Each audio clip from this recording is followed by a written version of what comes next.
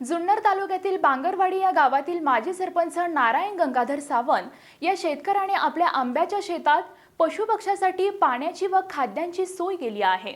यासाठी वनक्षेत्र या ठिकाणी वनक्षेत्र असल्यामुळे येथे 150 ते 200 मोरांचे वास्तव्य आहे। सकाळी व सायंकाळी या ठिकाणी नियमित मोर येतात। दिवसेंदिवस आपला राष्ट्रीय पक्षी मोर यांचे प्रमाण कमी होताना दिसत आहे। या दृष्टीने त्यांनी या केलेल्या कार्याचे सर्वांकडून कौतुक होत आहे। आमचे बेल्हा प्रतिनिधी रामदास सांगळे यांनी हा घेतलेला एक खास रिपोर्ट।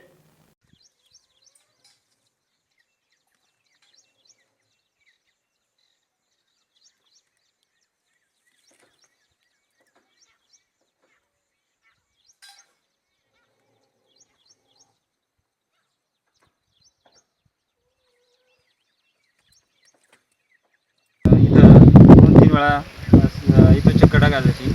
मोरांना खाद्य पाणी जे काय लागेल ते आम्ही सर्व ग्रामस्थ मिळून इथं सकाळी दुपार आणि संध्याकाळची फेरी मारून जातो। इथं अंदाजे किती दिवसापासून या ठिकाणी तुमचा हा प्रकल्प चालू आहे आणि कोणकोणत्या वेळेमध्ये मोर वगैरे लांडोर या ठिकाणी पशुपक्षी येतात? हे माझ्या माहितीप्रमाणे मोर लांडोर हे खुर्लेले गावात पूर्वीपासूनच वास्तव्यात आहे, पण मी या ठिकाणी चालू केल्यापासून या ठिकाणी घोळक्याने मोर लांडोर सकाळी आणि संध्याकाळी सुद्धा येतात। या ठिकाणी वन विभागाचे एक क्षेत्र मोठ्या प्रमाणात आहे, डोंगरांची संख्या पण जास्त आहे, वन विभागाचं क्षेत्र आहे। तर तुमची वन विभागाकडे काय मागणी असतात या संदर्भात? आमची वन विभागाकडे गेल्या 2-4 वर्षापासून मागणी आहे की एवढ्या मोठ्या प्रमाणात जवळजवळ 200च्या आसपास मोर परिसरामध्ये 4-5 ठिकाणी वास्तव्याचं असतात। तर त्यांच्यासाठी जे पाणी पिण्यासाठी त्यांच्याकडे जी भांडी आहेत ती त्यांनी उपलब्ध करून दिली पाहिजे असं आमची मागणी आहे त्यांच्याकडं, आणि त्या संदर्भात त्यांनी लक्ष द्यावा।